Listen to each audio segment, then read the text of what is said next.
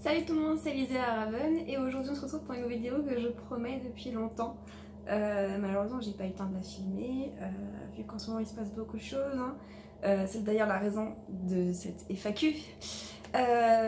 Donc sur Instagram et sur Twitter et sur Facebook et sur Discord, j'ai proposé aux gens de me poser leurs questions sur la création d'entreprise et notamment la création d'une maison d'édition, puisque pour ceux qui ne le savent pas encore, si vous n'avez toujours pas compris, bientôt je serai à la tête d'une maison d'édition. Donc je ne serai pas toute seule, mais pour l'instant les démarches sont en cours, donc je ne peux rien dire. Enfin, je ne peux rien dire. Il n'y a rien qui m'interdit de le faire, mais c'est un choix qu'on a fait de pour l'instant rien montrer, de ne rien dire à propos de la maison d'édition, mis à part que ce sera une maison d'édition spécialisée dans l'imaginaire, donc le fantastique, la science-fiction, la fantasy, tout ça.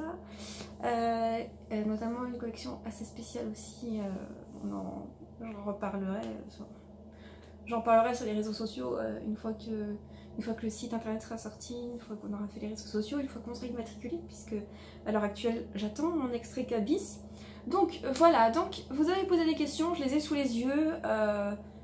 J'ai un petit PC portable avec mon article de blog dessus parce que mon PC est trop loin en fait. Donc j'ai pris un PC portable. Donc on va commencer tout de suite. J'ai essayé de placer les questions plus axées une partie création, l'autre partie plus axée vraiment fonctionnement d'une maison d'édition. Donc là c'est la partie création. Donc déjà, pourquoi créer ta propre maison d'édition? Tout simplement parce que c'est un rêve que j'ai depuis longtemps. Pour ceux qui ne savent pas, ah non, c'est une question... c'est la question suivante. Ça fait combien de temps que tu es sur le projet? Ça fait 3 ans et demi qu'on est dessus, qu'on travaille dessus. Donc voilà, il s'est passé beaucoup de choses entre temps. J'ai été éditée, je suis devenue correctrice. Donc j'ai pu bénéficier de pas mal de conseils et j'ai pu voir un peu ce qui se faisait dans le métier. Donc voilà. Et puis honnêtement, quand on va dans les salons, quand on voit toutes ces maisons d'édition présentes avec leurs auteurs et tout, ça donne trop envie. Donc voilà. Comment créer sa propre entreprise? Donc déjà, faut avoir l'estomac bien accroché, hein, parce que l'administration française, faut se battre avec eux. Déjà, il faut avoir une idée de ce qu'on veut faire, parce que tu vas pas te dire du jour au lendemain, ah, je veux créer une entreprise, mais faut avoir l'idée. Il faut connaître son secteur d'activité, son code APE. Pour l'édition, c'est 5811Z, édition de livres papier et numérique, tout ça, enfin édition de livres. Savoir si c'est une activité commerciale, artisanale ou libérale, sachant qu'il y a des professions qui sont réglementées, comme par exemple la coiffure, la comptabilité, sur les trucs là, il faut être diplômé. Faut pas être diplômé pour créer une maison d'édition, sinon je serais dans la merde actuellement, puisque je n'ai pas de diplôme dans l'édition. Réfléchir au statut juridique de l'entreprise. Si on est tout seul, ça peut être une URL ou une IRL, entreprise unipersonnelle à responsabilité limitée, quelque chose comme ça. SARL, SAS, SA, il y a d'autres aussi types de sociétés, je crois. Chez nous, ce sera une SAS. Au début, on voulait se pencher sur une SARL. Le problème, c'est que il y a eu un conflit avec mon statut d'auto-entrepreneur. Je ne peux pas être gérante majoritaire, donc détenir plus de 50% des parts de la société et être, donc la gérante en fait de l'entreprise, puisque ça m'obligerait à être travailleur non salarié, et travailleur non salarié et auto-entrepreneur, c'est interdit par la loi. Donc on s'est penché sur une SAS où je serai présidente et donc mon associée directrice générale. De ce fait là, nous serons donc salariés, donc notez bien le truc, hein, faut quand même que je me salarie dans ma propre entreprise alors que c'est moi qui dirige l'entreprise. Voilà, donc c'est chiant. Parce que je ne connais rien en fiche de paye, en salariat, en charge patronale, charge salariale, tout ça, c'est des trucs qui... C'est pas des trucs que je maîtrise, hein, franchement, moi 2 plus 2, ça fait 4 et c'est tout. Il faut que, au-delà, avant d'immatriculer son entreprise, il faut déposer son capital quelque part. Nous, on a choisi de déposer le capital dans une banque. Alors, moi j'ai eu beaucoup de chance, puisque je suis d'abord allée voir dans mon agence bancaire en fait, et j'ai pris rendez-vous avec eux et je leur ai montré le dossier. Dans mon dossier il y avait une facture, d'électricité, un loyer, une connerie comme ça pour montrer qu'on habite bien quelque part. J'avais imprimé un budget prévisionnel, j'avais imprimé un planning promotionnel de nos futurs romans pour leur montrer que j'étais quand même organisée. J'aurais montré les designs de la maison d'édition, donc tout ce qui est logo de la maison d'édition et les collections. Je leur ai montré aussi nos 2 études de marché qu'on a fait. Je leur ai montré... qu'est-ce que j'aurais montré d'autre? Je sais plus ce que je leur ai montré, mais je leur ai montré... ah oui, notre document, en fait on a un Google Doc d'une 15aine de pages, où on a toutes nos recherches dessus. Donc voilà, on avait beaucoup de choses à leur montrer. Enfin, du coup, vu que c'est moi qui suis allée, je leur ai montré tout ça. Ils étaient plutôt emballés. Enfin, la conseillère professionnelle, en fait, avait l'air grave emballée. Vraiment, elle m'a dit, dis donc, votre dossier, il est super et tout. J'ai eu beaucoup de chance. Ils se sont dit oui tout de suite. Il n'y a pas eu débat. J'ai pas eu j'ai pas eu à m'en faire. Ils ont accepté sans broncher. Ce qui, j'imagine, n'est pas le cas partout. Je pense que j'ai eu vraiment beaucoup de chance. Donc voilà, j'ai eu de la chance. Donc après l'étape de la banque, il faut déposer le capital déjà à la banque sur un compte bancaire provisoire. Nous on en est à cette étape là en fait. On a déposé notre capital, qui est... c'est une question après, je vous le dirai, parce que j'ai rien à cacher, de toute façon ce sera mis dans les mentions légales de l'entreprise, enfin dans les mentions légales du site internet, parce que voilà, faut pas que j'oublie de le faire ça, parce qu'on est aussi en train de faire le site internet, donc il y a des choses que je pense à faire. Donc ensuite, dès que j'ai eu l'attestation de dépôt de capital, je suis rentrée chez moi, et la première chose que j'ai fait, c'est que je me suis inscrite sur le site de l'Infogreffe pour faire immatriculer l'entreprise. Donc on a passé, je suis allée à la banque à 14 h, je suis ressortie, il était 16 h 30, quasiment 17 h, jusqu'à 20 h 30, 20 h, 20 h 30, je sais plus. Avec mon associé, on était par Skype et on a rempli les formulaires toute l'après-midi. On a bossé là-dessus toute l'après-midi, je peux vous assurer qu'on en avait, mais jusque là, et encore on n'en a pas fini. Parce que moi le lendemain matin, le lendemain en fait, fallait que je fasse d'autres papiers, parce que à 20 h j'étais crevée, j'en pouvais plus. Depuis 14 h je travaillais, j'avais des rendez-vous et tout, donc c'était un peu compliqué. J'étais fatiguée comme pas possible. Donc voilà, j'ai envoyé les papiers au greffe, hein, enfin, sur le site en ligne. Et quelques jours plus tard, je reçois un mail pour me dire qu'il manque des papiers. Donc là, j'ai tout renvoyé par courrier vendredi. Donc on est lundi. Donc j'ai pas encore eu de nouvelles. Je vous avoue que je refresh mes mails toutes les 5 minutes parce que je suis sur les nerfs comme pas possible. Franchement, je vous jure, j'en ai marre d'attendre. Hein. Mais c'est compliqué. Donc du coup, faire immatriculer l'entreprise, c'est important puisque ça vous donne après l'extrait CABIS. Et l'extrait CABIS, en fait, c'est la carte d'identité de l'entreprise. Vous n'avez pas l'extrait CABIS, votre entreprise elle n'existe pas. Et vous ne pouvez pas ouvrir de compte en banque professionnel sans votre extrait CABIS. C'est pour ça que nous, on a juste déposé le capital, parce qu'il faut l'attestation de dépôt de capital. Pour faire immatriculer l'entreprise, il faut aussi faire une annonce dans un journal légal. Puisque c'est une entreprise commerciale, du coup il faut l'immatriculer, voilà. Ça coûte cher de faire cette annonce dans un journal légal. Je crois qu'il y a une question plus tard sur combien ça coûte tout ça, je vous en parlerai. J'ai pas les chiffres exactement en tête, mais je vais pouvoir vous aiguiller un peu là-dessus. Donc voilà, une fois qu'on a l'extrait CABIS, on va à la banque, on signe l'ouverture du compte en banque et c'est parti kiki. Donc nous on en a cette étape là, on attend l'extrait CABIS, hein, mystère et boule de gomme, quand est-ce que ça arrivera on ne sait pas. Combien de temps ça prend? Alors, nous, ça nous a pris 3 ans et demi. Enfin, je dis nous, mais mon associé n'était pas là dès le début. Il faut savoir qu'avant, j'avais eu une idée, enfin, on a eu l'idée avec une amie. Coucou Ivy, si tu passes par là.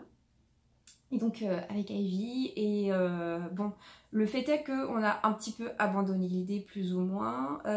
Moi, j'ai décidé de ne pas lâcher l'affaire, puisque je suis quelqu'un d'extrêmement têtu, donc j'ai continué. Et du coup, on arrive là, 3 ans et demi plus tard,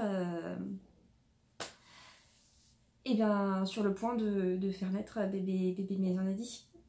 Donc ça peut être très rapide tout ça, si vous avez les idées, si vous êtes à fond dedans, voilà. Moi, quand on a commencé à travailler dessus, j'avais 18 ans, pas de boulot. Est-ce que je suis pas sûre que je travaillais, ou alors j'étais intérim en cantine scolaire. Donc voilà, c'était pas le moment, puis j'avais pas vraiment d'expérience. Je travaillais pas en maison d'édition à ce moment-là, du coup c'est plus compliqué. Mais ça peut être aussi très rapide. Après, pour ce qui est concernant vraiment l'immatriculation d'entreprise, à partir du moment où tu déposes ton dossier au greffe, qu'ils le reçoivent, normalement, s'il ne manque pas de papier, c'est environ 15 jours, hors période vacances scolaires. Parce que si c'est les vacances scolaires, bah, ça peut aller jusqu'à 1 mois. Donc voilà, ça peut être très court, comme ça peut être très long. Je pense que ça dépend vraiment de où vous en êtes, de comment vous avez taffé votre truc. Alors, est-ce que tu es aidé? J'ai répondu à cette question par... Ah, avant il y a eu comment tu t'y prends? En faisant beaucoup de recherches, en me renseignant, en traitant les problèmes un par un. C'est important. Moi je sais que je suis très sanguine, que je m'énerve très facilement, que j'ai zéro patience. Du coup, dès qu'il y a un truc qui m'énerve, ça m'énerve, mais vraiment. C'est-à-dire que quand on a eu ce problème où j'ai reçu un mail du greffe qui m'a dit que demande rejetée parce qu'il manque des pièces, justificatives, je vous jure que j'étais hors de moi, que j'en pouvais plus, surtout quand on sait qu'on avait passé une bonne partie de la journée là-dessus. Et le lendemain aussi, surtout. Donc on en avait, moi surtout j'en avais un peu marre, puisque c'est moi qui ai fait toutes les démarches, parce que mon associé, en fait vu que c'est chez moi, tout ce qui est siège social de l'entreprise, l'agence où on aura notre compte bancaire, tout ça c'est moi qui le fais. Donc c'est moi qui ai pris la décision de faire les démarches. Donc malheureusement il faut être patient, il faut vraiment avoir l'estomac accroché, comme je vous dis, avec l'administration française, parce que putain, pardon, parce que vraiment c'est très très difficile, hein, pour mes nerfs surtout. Et sinon je me suis vraiment, on a eu vraiment des réunions de je sais pas 4-5 heures avec mon associé pour faire des recherches, pour voir le pourcentage de droits d'auteur, pour savoir par quel imprimeur on passe, quel distributeur, quel diffuseur, qu'est-ce qu'on veut comme manuscrit, les collections. Rien que pour faire les designs, c'est extrêmement long. En plus, c'est elle qui les a fait. Donc voilà, ils sont très beaux nos designs. Donc voilà, alors, pour ce qui est de la question, es-tu aidée? Oui et non. Je suis aidée par mon associé qui fait les designs, avec qui on est en train de faire le site internet aussi, et pour toutes les recherches, tout ça. Je suis aidée par mon éditrice, chez Samsung Éditions, qui m'apporte beaucoup de conseils, et par une consultante en droit des sociétés. Merci Marjorie, si tu passes par là, je te fais un gros coucou, parce que je te jure que sans toi, je n'y serais pas arrivée. Donc big up à Marjorie, sans qui tout ça, je peux vous assurer qu'on n'en serait pas là aujourd'hui, hein. Je pense qu'il aurait fallu attendre encore quelques mois. Donc voilà, mais je bénéficie de beaucoup de conseils autour de moi, donc, et de beaucoup de soutien aussi, donc ça c'est cool, surtout sur les réseaux sociaux, vous êtes à fond dans le projet. Alors voilà, à quel coût s'élèverait cet engagement? Les frais d'immatriculation de l'entreprise, c'est une 50aine d'euros, environ 50 euros. Le journal d'annonce légale, enfin l'annonce dans le journal, je vous le dis cash, hein, 207,90 €. Donc autant dire que ça fait mal aux fesses. Non, l'immatriculation, je vous ai dit une bêtise, 39,42 €. Donc voilà. Donc déjà, c'est un coût, hein, il faut y penser. Il faut héberger le nom de domaine, le site internet. On avait calculé environ 200 €. C'est peut-être pas exactement ça, mais c'est autour de 200 €. Le logiciel de comptabilité qui sera absolument indispensable pour moi, puisqu'on n'aura pas d'expert comptable, puisque pas les moyens de payer un expert comptable, hein, croyez-le bien. Donc pareil, 200 € à l'année. Les frais bancaires pour la tenue de compte professionnel, c'est une moyenne, on ne sait pas trop encore vu qu'on n'a pas encore vu ça, mais ce serait autour d'environ 30 € par mois. Donc 30 x 12, j'ai la flemme de faire le calcul. Voilà. La cotisation foncière des entreprises, environ 200 €. Moi je sais que j'ai aussi une cotisation foncière à payer en tant qu'auto-entrepreneur, même si je travaille chez moi, hein, allez comprendre. Je paye pour travailler dans ma chambre de 9 mètres carrés. Ok, donc c'est environ 200 €. Je crois que ça dépend, mais j'avais payé, je sais plus, 193 moi l'année dernière. Enfin, en décembre pour mon auto-entreprise. Donc ensuite, il y a tout ce qui est dépensé à la maison d'édition, donc les couvertures, les corrections, l'impression des papiers, des goodies, tout ça. Donc ce sont des choses à prendre en compte. Après, il y a l'impôt qui arrive, mais bon, ça, c'est encore autre chose. L'impôt sur les sociétés, pour nous, ce sera 15%. Ce qui est peu. Ça peut paraître beaucoup, mais moi, en tant qu'entrepreneur, mes cotisations, enfin mon pourcentage de cotisation, c'est 24,20%, un truc comme ça. Donc il fonctionne pas mal. Quel est ton capital de départ? Nous avons un capital de 2500 €. Moi, je détiens 60% des parts de la société, mon associé 40%, puisque c'est moi qui gérerai principalement la maison d'édition. Quel statut vas-tu choisir? J'en ai déjà parlé. Pour nous, ce sera une SAS. Je vais expliquer les raisons. Quelles sont les démarches à effectuer en amont de la création de la maison d'édition et celles qui se font après? Alors avant tout, il faut absolument faire immatriculer l'entreprise, avoir le compte bancaire. Ça, c'est vraiment ce qu'il faut faire avant. Après la création de la maison d'édition, il y aura les appels à texte, la recherche de bêta-lecteurs, de blogueurs, les réseaux sociaux, le site internet.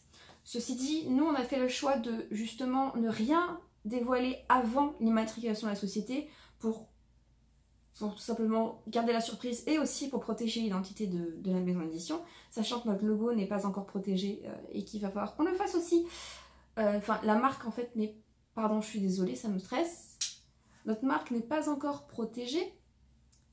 Donc, voilà, nos logos non plus. Je pense qu'il y a moyen, vous pouvez le faire avant, mais nous on a fait le choix de le faire après. D'ailleurs, je vous jure que ça me démange de tout vous balancer sur les réseaux sociaux, mais j'essaie de garder mon calme. Qui t'accompagne sur ce projet et quels seront vos rôles? Donc, mon associé Aline et moi-même, on va un peu se partager les tâches, on va essayer. Même si au début, c'est moi qui gérais exclusivement, quasiment exclusivement, tout ce qui est comptabilité, promotion des romans. Notamment, moi, je ferai les corrections. Aline, puisqu'elle a quand même de bonnes bases en graphisme, c'est elle qui va faire les couvertures. Sauf si vraiment l'auteur a une demande particulière, on peut faire appel à un graphiste. Je pense qu'on fera appel à des graphistes pour certaines couvertures, s'ils ne en ont pas déjà. Donc voilà, donc nous sommes deux. On n'est pas encore bien décidé sur qui va faire quoi, même si je pense qu'on va un peu tout faire ensemble, parce que c'est le principe d'être deux quand on gère une maison d'édition. Quelle stratégie de com penses-tu mettre en place pour la faire connaître? Alors déjà, les réseaux sociaux, c'est une première chose. Le site internet, puis après j'imagine que les lecteurs viendront au fur et à mesure avec les sorties de la maison d'édition. comme je l'ai dit plus haut, comme je l'ai dit plus haut, je suis en train de voir l'article de blog, c'est pour ça que j'ai ça, mais comme je l'ai dit un peu plus avant dans la vidéo, moi j'ai créé un planning de promotion, c'est-à-dire qu'à M-3 de la sortie, il va falloir qu'on fasse ça, ça, ça, M-2 ça, M-1 ça, le jour de la sortie, machin, combien de chroniques on publie par mois, des choses comme ça, des extraits, des visuels, des bêtises comme ça. Alors, quelle est ton organisation? Pour l'instant, j'en ai pas. Surtout qu'en ce moment, j'ai eu beaucoup de travail à faire et que j'essaie d'écrire et que la reprise de l'écriture est très difficile depuis la sortie de mon roman. Enfin, surtout depuis la fin de l'écriture du tome 2 d'Adama, c'est un peu compliqué. J'ai même pas commencé le 3 encore, mon éditrice va me taper sur les doigts. Donc pour l'instant rien n'est officiel, donc pas d'organisation. Par contre, quand ce sera officiel, bien évidemment, je ne vais plus pouvoir me lever à 9h. 9h, 9h30. Donc voilà, et il va falloir que j'arrête de me coucher à 3h du matin. Parce que le sommeil, c'est important. Donc je pense qu'il va de toute façon falloir mettre le réveil. Chose que je n'ai pas faite depuis 4 ans. Puisque quand je suis sortie du lycée, et ben... Ah si, quand j'ai travaillé, si, je mettais mon réveil, parce que... Ah, quoique, non, je mettais même pas mon réveil, parce qu'on m'appelait, en fait. Vu que j'étais intérim, en fait, j'avais pas d'horaire, du coup, je savais pas quand est-ce que je travaillais. Du coup, on m'appelle le matin à 6h30 en mode « Eh, faut que tu viennes à la cantine, parce que, ben, faut remplacer des gens. » Donc voilà, ça fait des années que j'ai pas mis mon réveil. Donc ça va être un peu difficile. Alors, je vais aller sur la deuxième partie de l'article. Là, on va parler plus maison d'édition... dans son ensemble. Donc j'espère que tout ce qui est création d'entreprise, pour ça, pour tout le monde c'est clair. Sinon si vous avez des questions, vous les poserez en commentaire, j'y répondrai avec grand plaisir. Alors, en tant qu'auteur, comment pouvons-nous prétendre être éligibles dans cette maison d'édition? Y a-t-il des critères de sélection ou est-ce que c'est après envoi et lecture de notre manuscrit? Alors, il faut que le manuscrit réponde bien évidemment aux appels à texte, puisqu'on veut quelque chose d'assez... pas d'assez spécifique, mais disons de pas trop large en fait, pour faire le tri, parce qu'on sait qu'on va avoir beaucoup de manuscrits. Comme chaque appel à texte dans chaque maison d'édition, il y a énormément d'auteurs qui écrivent, donc potentiellement énormément de romans.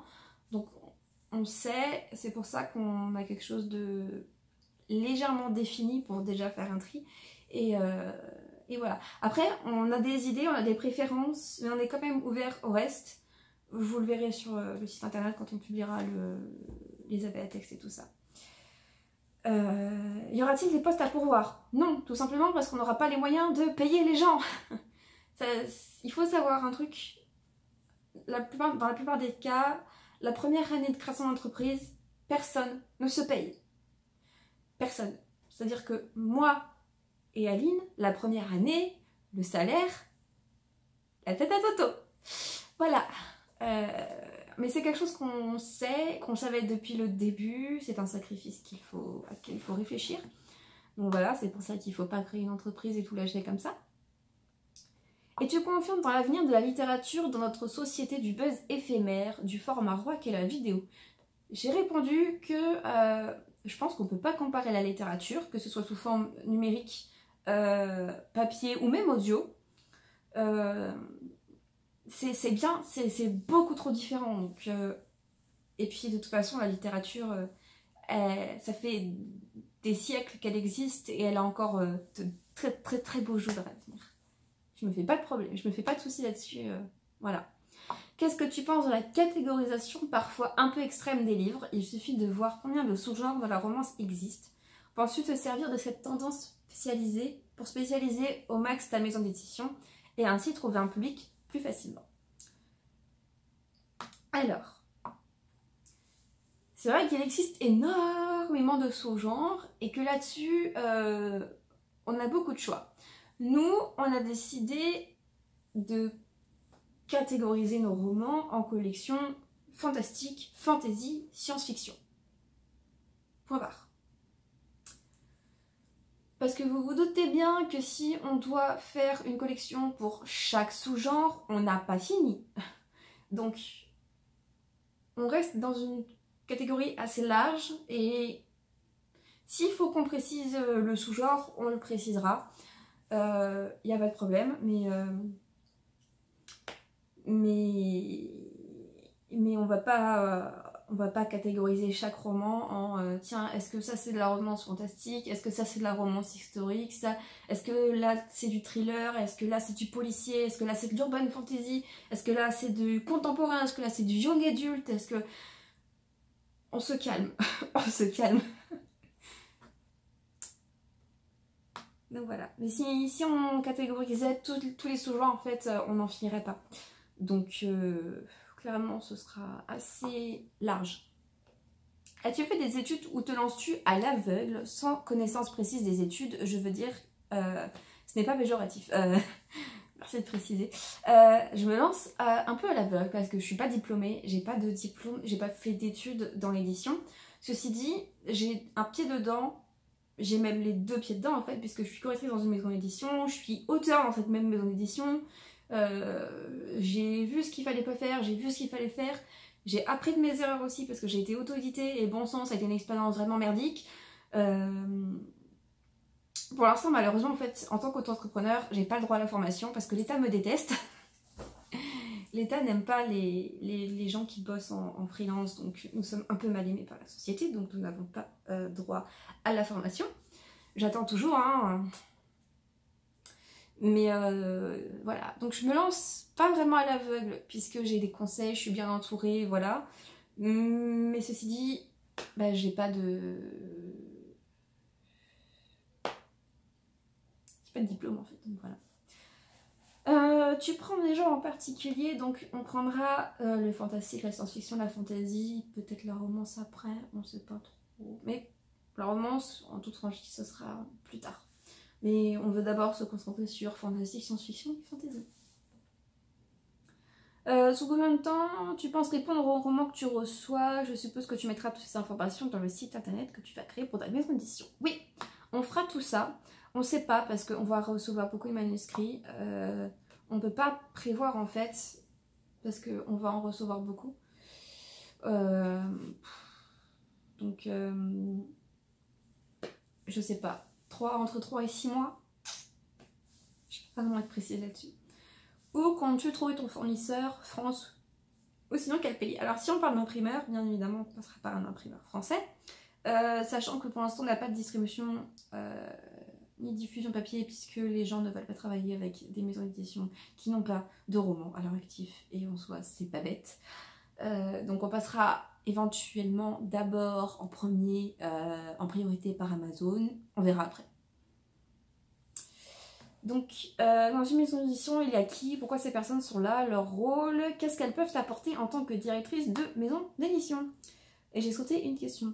Alors, dans une maison d'édition, il est censé y avoir un directeur, donc ou directeur de collection, voilà, correcteur, graphiste, chargé de com, comptable, community manager, et à l'heure actuelle, il y a personne en fait. Si, il y a moi. Bonjour, je représente actuellement tous les rôles de la maison d'édition. En soi, pour l'instant, personne ne m'apporte rien puisque je suis toute seule, hors mon associé. Je sais pas pourquoi je fais ça alors qu'elle n'est absolument pas là, puisque là il y a un petit Noctali. Donc pour l'instant il n'y a personne, donc ça va être compliqué. Ceci dit, j'espère que la maison d'édition sera un jour assez grande pour accueillir du coup, des gens qu'on va payer, qui auront un salaire comme nous. Oh là là, elle sera belle cette époque. Est-ce que travailler avec des agents littéraires te poserait problème? Non, je pense pas, mais je préférais quand même avoir affaire à l'auteur en fait, en personne. Je pense que c'est mieux. Après, je connais pas trop le rôle non plus d'un agent littéraire. Je me suis pas renseignée sur le métier. Mais je pense que je préférais quand même être en relation avec l'auteur directement. Voilà. J'ai été super étonnée parce qu'il n'y a pas eu de questions genre comment tu vas appeler ta maison d'édition, comment tu vas appeler tes collections et tout. Et je pensais vraiment avoir des collections, des questions de ce genre alors que voilà.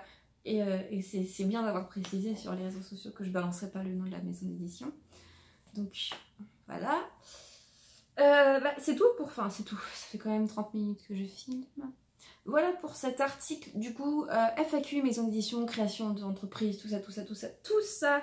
J'espère que ça aura répondu à vos interrogations. Si vous en avez d'autres, il y a l'espace commentaire sous la vidéo, c'est bien les commentaires. Donc voilà, je sais pas quand est-ce que sera la prochaine vidéo. Peut-être que ce sera pour vous annoncer une bonne nouvelle, puisque bien évidemment je ferai une vidéo avec où je vous balancerai tout.